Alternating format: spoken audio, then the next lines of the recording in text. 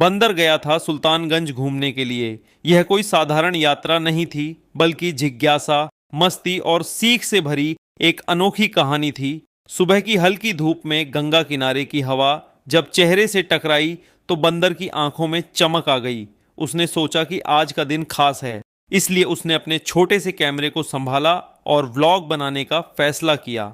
सुल्तानगंज की गलियों से गुजरते हुए उसने देखा कि कैसे श्रद्धालु गंगा जल भरने आते हैं, कैसे दुकानदार मुस्कान के साथ कांवड़, प्रसाद और चाय बेचते हैं। बंदर ने कैमरे की ओर देखकर कहा कि दोस्तों, यह जगह सिर्फ घूमने की नहीं, महसूस करने की है। फिर वह अजगैबीनाथ धाम के पास पहुंचा, जहां घंटियों की आवाज, मंत्रों की गूंज और लोगों की आस्था ने माहौल को जीवंत बना दिया। उसने ध्यान से सब कुछ रिकॉर्ड किया। सीढ़ियों पर चढ़ते भक्त, गंगा की लहरों में चमकता सूरज और किनारे बैठकर ध्यान करते साधु।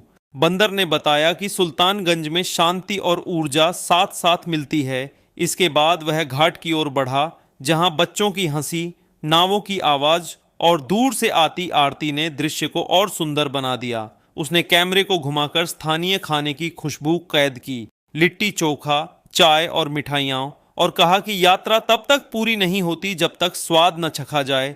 व्लॉग बनाते बनाते बंदर ने यह भी दिखाया कि कैसे साफ सफाई और नियमों का पालन करना जरूरी है, ताकि यह पवित्र जगह हमेशा सुंदर बनी रहे। फिर वह पुल की ओर गया, जहां से गंगा का विस्तार दिखाई देता है। हवा तेज थी और मन खुश। उसने बताया कि यहां आकर इंसान और बंदर दोनों अपने भीतर की भागदौड़ भूल सकते हैं। रास्ते में मिले लोगों से उसने छोटी छोटी बातें की।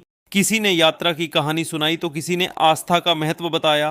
बंदर ने मुस्कुराकर कैमरे से कहा कि सुल्तानगंज सिर्फ एक जगह नहीं, एक अनुभव है जो दिल में बस जाता है। शाम ढलने लगी तो आसमान नारंगी हो गया, गंगा की लहरें सुनहरी दिखीं और आरती की रोशनी में पूरा घाट जगमगा उठा।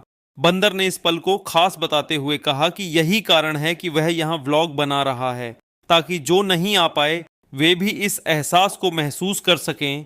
उसने अंत में यह संदेश दिया कि घूमना सिर्फ तस्वीरें लेने के लिए नहीं होता, बल्कि जगह की संस्कृति, लोगों की भावना और प्रकृति का सम्मान सीखने के लिए होता है। कैमरा बंद करने से पहले उसने कहा कि अगर आप सुल्तानगंज आइए तो समय निकालकर शांत बैठें, गंगा को देखें, स्थानीय लोगों से बात करें और दिल से इस जगह को अपनाएं, क्योंकि ऐसी यात्राएं यादों में नहीं, सोच में बदलाव लाती हैं। और इसी सोच के साथ बंदर का सुल्तानगंज ब्लॉग खत्म हुआ, लेकिन कहानी दिलों में चलती रही।